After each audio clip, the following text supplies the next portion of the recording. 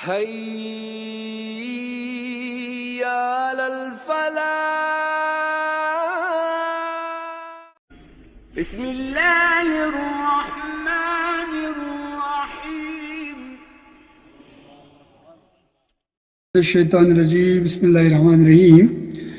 قل یا ایھا الناس انی رسول اللہ الیکم جمیعا من الذی لہ ملک السماوات والارض لا الہ الا هو یحیی ویمیت فآمنوا باللہ ورسولہ النبی الأمی الذی یؤمن باللہ وکلماتہ واتبعوہ لعلکم تہتدون. ومن قوم موسى أمة يهدون بالحق وبه يعدلون وقطعناهم اثنتا عشر أسباطا أمما وأوحينا إلى موسى إذ استسقى قومه أن اضرب بعصاك الحجر فانجست منه اثنتا عشرة عينا قد علم كل أناس مشربهم وظللنا عليهم الغمام وأنزلنا عليهم المن والسلوى كلوا من طيبات ما رزقناكم وما ظلمونا ولكن كانوا أنفسهم يظلمون. وإذ قيل لهم اسكنوا هذه القرية وكلوا منها حيث شئتم وقولوا حطة وادخلوا الباب سجدا نغفر لكم خطيئاتكم سنزيد المحسنين. فبدل الذين ظلموا منهم قولا غير الذي قيل لهم وأرسلنا عليهم الرجز من السماء بما كانوا يظلمون. صدق الله مولانا وصدق رسول ونحن على ذلك من الشاهدين والشاكرين.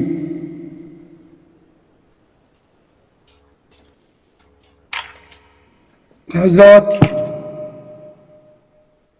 یہاں پر اللہ تعالیٰ خطاب فرما رہا ہے نبی کریم صلی اللہ علیہ وسلم سے، اے محمد کہو کہ اے انسانو، میں تم سب کی طرف اس خدا کا پیغمبر ہوں جو زمین اور آسمانوں کی بادشاہی کا مالک ہے.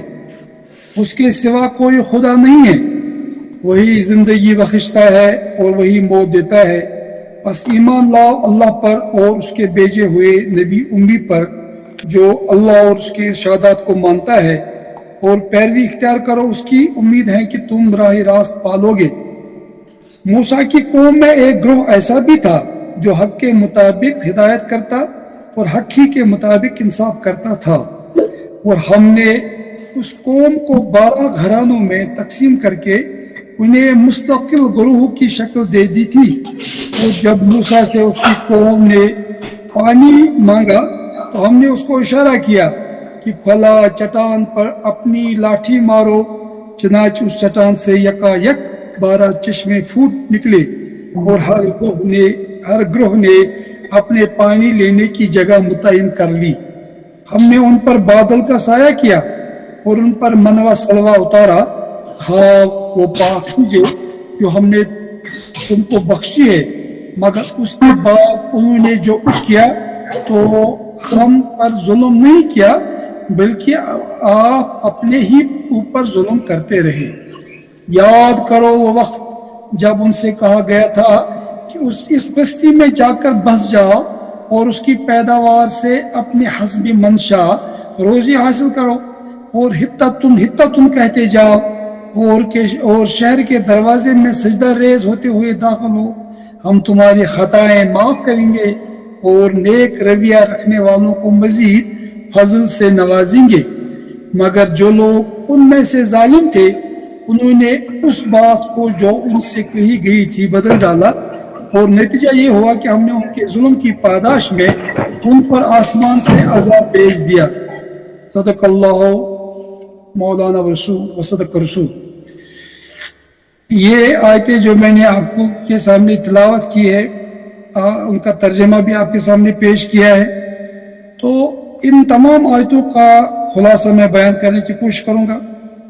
حالانکہ میں یہ چاہتا کہ جو ہمارے جو قاری صاحب تلاوت کرتے ہیں، اگر وہ انہی آیات کی تلاوت کرتے اس کے بجائے کہ وہ اور صورتوں کی تلاوت یا اور جو آیتوں کی تلاوت کرتے تو زیادہ بہتر ہے، کیونکہ ماحول بنتا اس طرح سے اور پھر اور بار بار پڑھنے کی ضرورت نہیں رہتی، اس کو اچھا رہتا وہ، بہرحال جو بھی مناسب رہے گا۔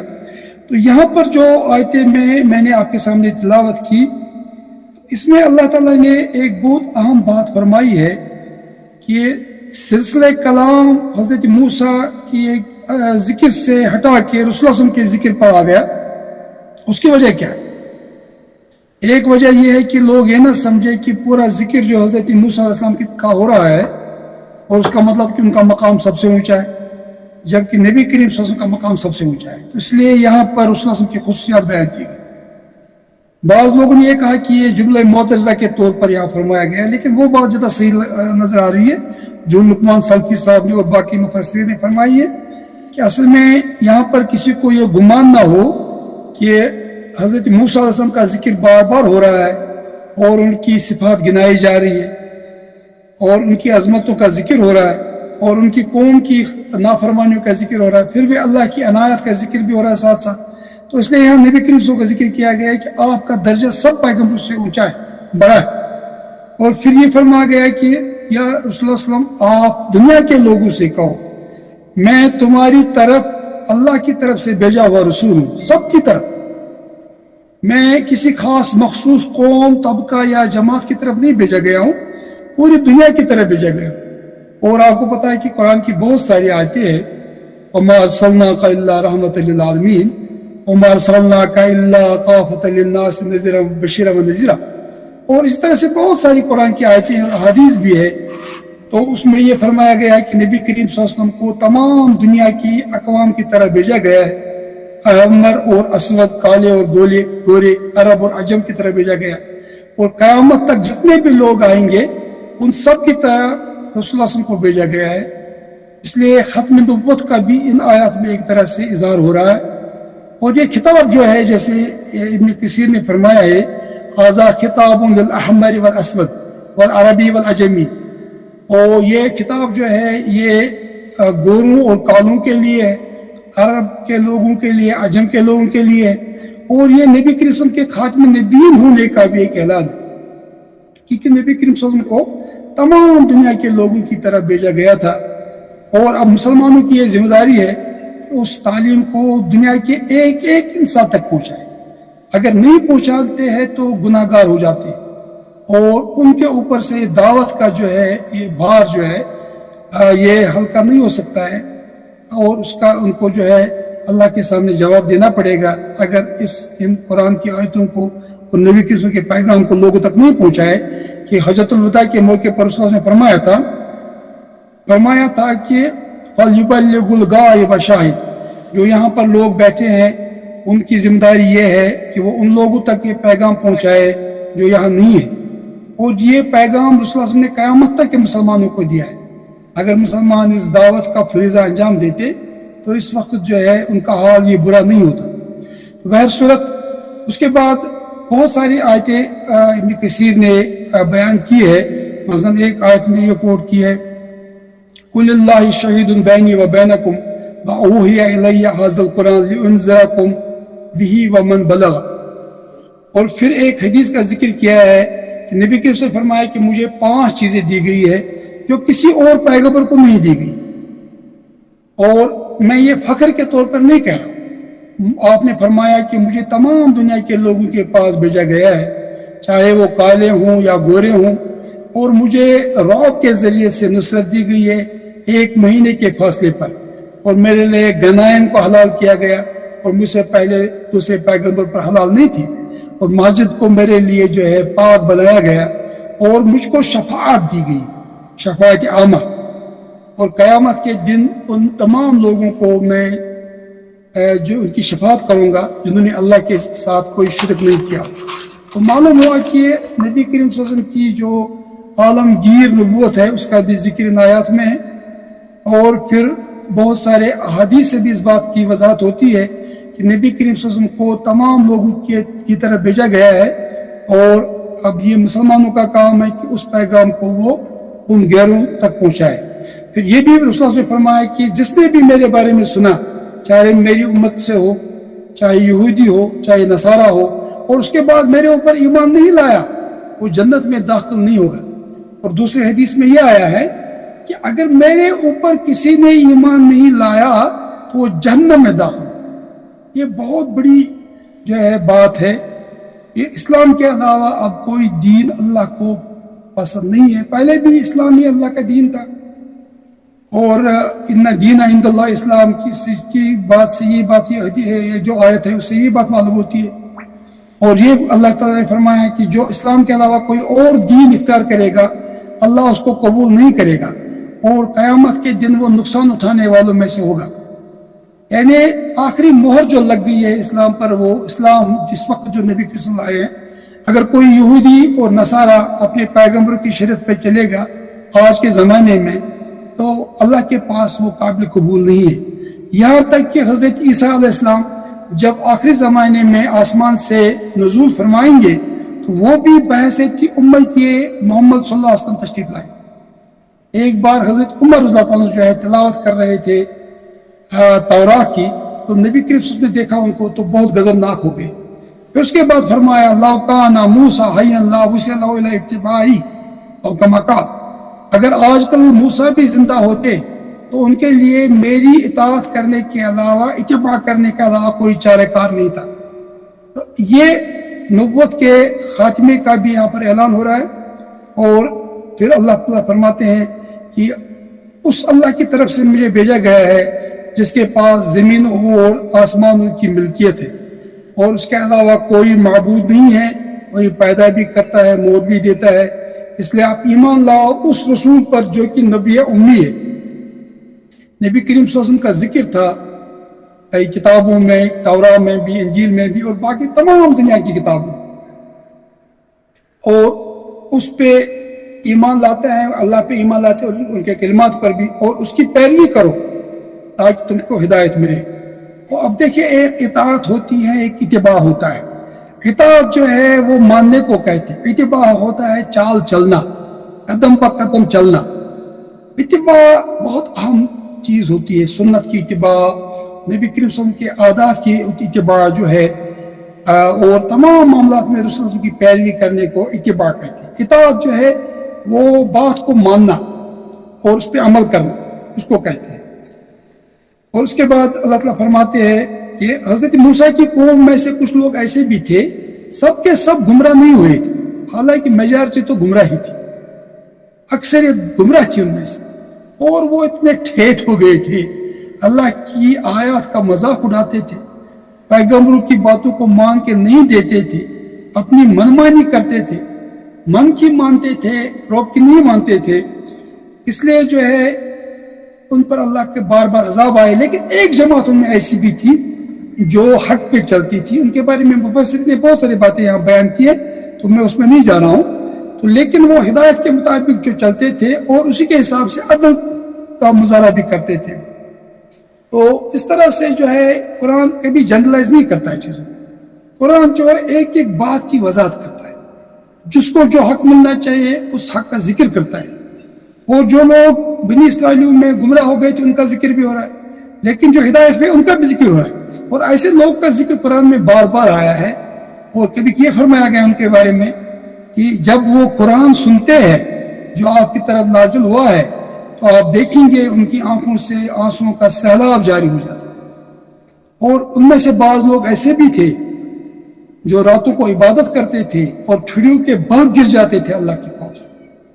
ان کا حال بیان کیا گیا قرآن میں بار بار، احادیث میں بھی ان کا ذکر آیا ہے۔ اور یہ وہی لوگ تھے جنہوں نے ایمان لایا نبی کریم صلی اللہ علیہ وسلم، جب ان کے پاس حق کی بات آ گئی اور نے دیکھا یہی تو تورات میں لکھا ہوا ہے، یہی تو انجیل میں لکھا ہوا ہے، اور نے اسلام قبول کر لیا۔ عبداللہ بن سلام اور سلمان فارسی اور اسی طرح کے بہت سارے ایسے لوگ، اور یہ انہیں ایمان لایا، عدی بن حاتم اور بھی بہت سارے لوگ۔ تو ان کے بارے میں جو ہے اللہ تعالیٰ نے فرمایا کہ یہ ایسی جماعت ہے جو حق پہ چلتی ہے اور عدل سے کام ہے۔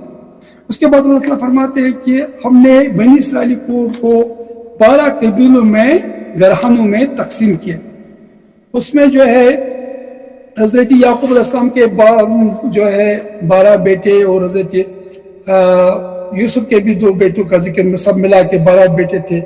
تو ان سب کے لیے جو الگ الگ جو ہے ان کو قبیلوں میں تقسیم کیا گیا تاکہ ایک طرح کی مردم شماری کا سلسلہ شروع ہو جائے. اور جب انہوں نے حضرت موسیٰ سے اس کی قوم نے پانی مانگا تو ہم نے اس کو اشارہ کیا. اب جب وہاں سے واپس آ گئے تھے, اب جو ہے وادی تیہ میں آ گئے تو وہاں سے نکل گئے تھے, مصر سے نکل گئے تھے. اب ایک لق و دق صحرا میں پہنچ گئے تھے, وہاں پانی نام کی کوئی چیز نہیں. اور بقول مولانا مودودی صاحب لاکھوں کی تعداد میں یہ لوگ تھے, اور اب ان لوگوں کے لیے پانی کا انتظام کرنا, کھانے کا انتظام کرنا کوئی آسان کام نہیں تھا. آج بھی وہاں پر جو ہے اگر آپ دیکھیں گے تو وہاں مشکل سے جو ہے 50,000 لوگ اس وقت ان کی آبادی وہاں پر, یہ بالکل اسرائیل میں ہے اس وقت. تو آج کل بھی انتظام کرنا مشکل ہے. اس زمانے میں انتظام کرنا تو یہ اللہ کی طرف سے انتظام ان کے لیے ہوا. تو جب انہوں نے اللہ سے انہوں نے حضرت موسیٰ سے پانی مانگا تو اللہ تعالیٰ نے حضرت موسیٰ کو حکم دیا کہ آپ اپنے عصا کو جو ہے پتھر پر ماریے. تو اس میں سے 12 جو ہے چشمے پھوٹ پڑے, اور ہر چشمے کے بارے میں ہر قبیلے کو پتا تھا یہ میرا مشرب, یہاں میرے لیے پانی کا گھاٹ ہے. اور اس کے علاوہ ایک اور احسان اللہ نے ان کے اوپر کیا, ان کے اوپر جو ہے بادل ان کے اوپر سایہ فگن ہو گئے, کیونکہ وہاں صحرا میں کوئی سایہ نہیں تھا. اللہ نے بادلوں کا سایہ ان کے اوپر کر لیا.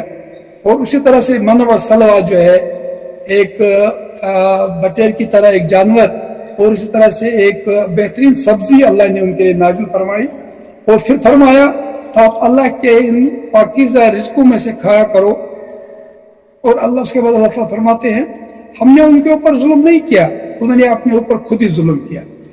اللہ کی ہدایت پر چلنے سے قوموں کو بہت سارے فوائد حاصل ہوتے ہیں, دنیائی فوائد حاصل ہوتے ہیں, عزت حاصل ہوتی ہے, صحت حاصل ہو جاتی ہے ان کو.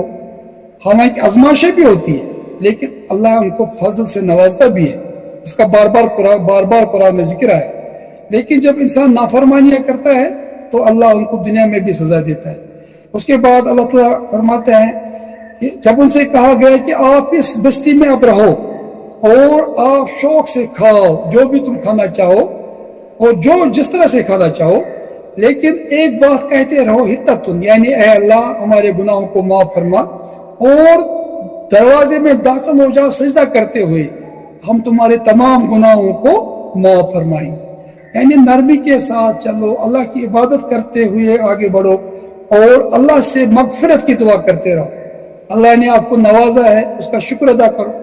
اللہ نے آپ کی غلامی کو ختم کر دیا ہے, آپ کے لیے کھانے پینے کا انتظام کیا ہے, پانی کا انتظام کیا ہے, آپ کے لیے سائے کا انتظام کیا ہے. جو بھی نعمتیں آپ کو چاہیے تھی اللہ نے دی ہے. حالانکہ آپ کو پتا ہے کہ جیسے دوسری قرآن کی آیتوں میں اس کا ذکر آیا ہے, ان لوگوں نے کہا لن نصبر علی طعام واحد, کہ اے موسیٰ ہم ایک کھانے پہ گزارا نہیں کر سکتے. کھانے پینے کا بہت شوق تھا, جیسے ہماری قوم کو بھی کھانے پینے کا بہت شوق. کتنے حالات خراب ہوں واضوان ہم نہیں چھوڑ سکتے. تو لیکن اللہ نے ان کو ایک خاص مقصد کے لیے جو اس صحرا میں ڈال دیا تھا, جیسے جس کا میں نے ذکر پچھلی بار کیا, تاکہ ان میں ایک ایسی نسل پیدا ہو جائے جو اللہ کے احکام کو ماننے پر جو ہے تیار ہو, اور وہ کوئی حجت نہ کرے. اور ایک مقصد تھا اس صحرا میں ان کو لانے کے لیے, لیکن وہ اپنی عادتوں سے مجبور تھے. تو وہ کھانے کا ہی ذکر کر رہے تھے بار بار, ہمیں یہ کھانا چاہیے, وہ کھانا چاہیے, ہمیں جو ہے ساگ چاہیے, ہمیں سبزی چاہیے, ہمیں جو ہے پیاز چاہیے, اور قسم قسم کی دال چاہیے. ہر قسم کی وہ جو ہے نعمتوں کا حضرت موسیٰ علیہ السلام سے مطالبہ کر رہے ہیں. وہ کہتے ہیں ہم ایک کھانے پہ گزارا نہیں کر سکتے. حالانکہ اللہ نے ان کے لیے بہترین انتظامات کیے تھے اور مفت میں سب کچھ ہو رہا. تو اس کے بعد اللہ تعالیٰ نے فرمایا کہ اگر آپ یہ کرو گے تو ہم مسلم لوگوں کے لیے ان کی نیکیوں میں اور اچھائیوں میں اور انعامات میں اضافہ کریں. نیک بننے سے آدمی غریب نہیں ہو جاتا. اکثر لوگوں کو ڈر لگتا ہے کہ اگر ہم اسلام پر چلے پتہ نہیں ہمارا حال کیا ہوگا.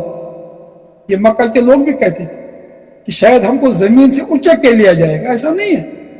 اللہ جو ہے نیک بندوں کے لیے تمام قسم کی نعمتیں فراہم کرتا ہے دنیا میں. اور حضرت نوح علیہ السلام نے اپنی قوم سے جو خطاب کیا تھا کہ اگر میری بات کو مانو گے تو زمین سے بھی برکتیں نازل ہوں گی, اور زمین سے بھی برکتیں نکلیں گی, اور آسمان سے بھی برکتیں نازل ہو جائیں گی.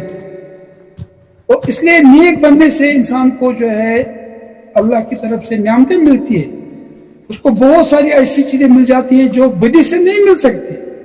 اور اگر کسی آدمی کو بدکار ہوتے ہوئے بھی آپ دیکھ رہے ہیں اور اس کو نعمتیں بھی ملی ہیں، وہ اس کے لیے آزمائش ہے، اس کے پکڑ کا ایک سامان بن رہا ہے، اس کے لیے ایک آزمائش ہے اور اس کے لیے استدراج کا معاملہ ہے.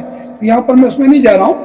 تو یہاں پر جو ان لوگوں نے اس بات کو بدل دیا جو ان سے کہی گئی تھی کہ اللہ کی مغفرت مانگتے ہوئے آپ داخل ہو جاؤ اس شہر میں، اس بستی میں، لیکن انہوں نے اس قول کو بدل دیا اور پھر اللہ نے ان کے اوپر اور ایک عذاب نازل کیا جس کو رجز کہا گیا ہے. اب رجز جو ہے ایک لحاظ سے سمجھ لو کہ اس میں بہت ساری بیماریاں آ سکتی ہیں. اس میں دنیاوی بیماریاں بھی ہیں، اخلاقی بیماریاں بھی ہیں، اور شرک اور گندگی کو بھی رجز کہا گیا، ورجز فاجر. تو اس طرح سے ان کے اوپر اللہ کی طرف، آسمان کی طرف سے ان کے اوپر جو عذاب آ گیا اس وجہ سے جو وہ کر رہے ہیں. یہ جو بادل گرجتے ہیں، یہ جو طوفان آتے ہیں، یہ جو بجلیاں چمکتی ہے، ان کے پیچھے بھی اللہ کا ایک قانون ہے. کوئی چیز کائنات میں بلا وجہ نہیں ہوتی. یہاں قانونی مقافات اپنا عمل دخل دکھا رہا ہے. اگر کسی کے پاؤں میں کانٹا بھی چھپتا ہے، اس کے پیچھے بھی کوئی نہ کوئی وجہ ہوتی ہے. یہ اللہ کی کائنات ہے، اس کا ایک مدبر ہے، ایک حاکم ہے، وہ اس کائنات کو چلا رہا ہے. وہ دیکھ رہا ہے کون کیا کر رہا ہے، اس کو نوازنا ہے اور اس کو سزا دینی ہے. اور یہی چیزیں ہو رہی دنیا میں، ہم روز ہی دیکھتے ہیں. تو ان لوگوں کے ساتھ بھی یہ معاملہ ہو، اور خاص طور سے ان لوگوں کے ساتھ جن کو یہ ذمہ داری دی جا رہی ہے کہ وہ لوگوں تک اسلام کی، اللہ کی دعوت پہنچائے. ان کے ساتھ اللہ کا معاملہ ایسا ہوتا ہے کہ اگر وہ اپنی ذمہ داریوں میں کوتاہی کرتے ہیں تو ان کے ساتھ اللہ کا معاملہ بالکل ڈفرینٹ ہوتا ہے.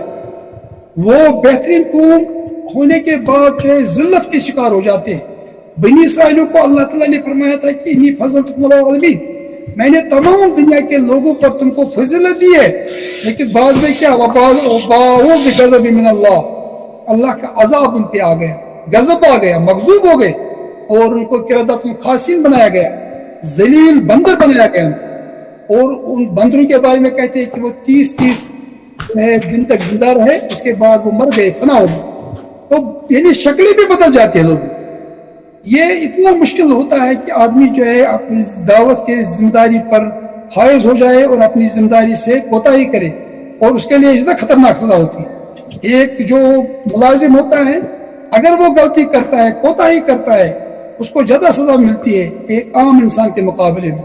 تو اللہ کا جب ملازم کوئی بننے کی کوشش کرتا ہے، اللہ کے دین کا انصار بننے کی کوشش کرتا ہے، اللہ کے دین کا جو ہے داعی بنتا ہے، اور اپنے آپ کو شہداء علی الناس کے فریضے پہ اللہ اس کو جو ہے فائز کرتا ہے، تو اس کے بعد اس کے ساتھ جو ہے بڑی ذمہ داریوں کا ایک سلسلہ شروع ہو جاتا ہے. اگر ان ذمہ داریوں میں وہ کوتاہی کرتا ہے تو اس پہ سزاؤں کا بھی ایک سلسلہ شروع ہو جاتا ہے. اسی کا ذکر بار بار ہو رہا ہے.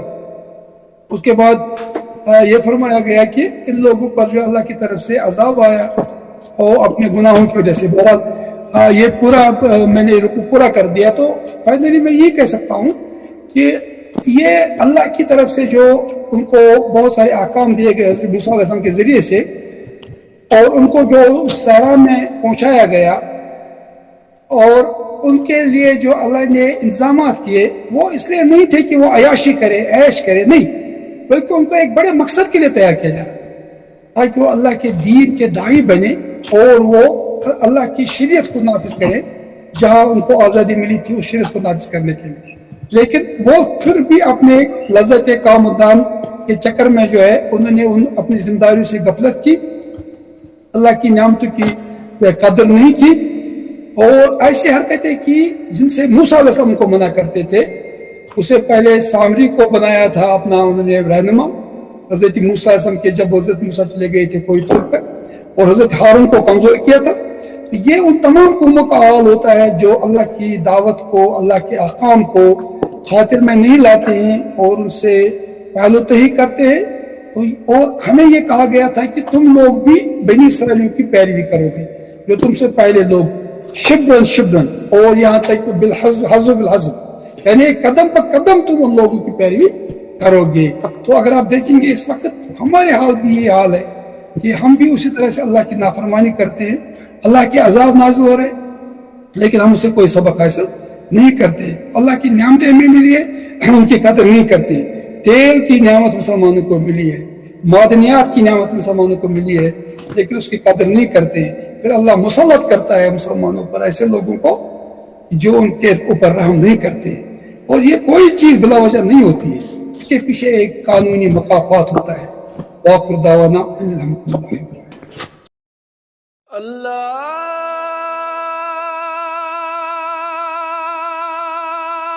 اکبر اللہ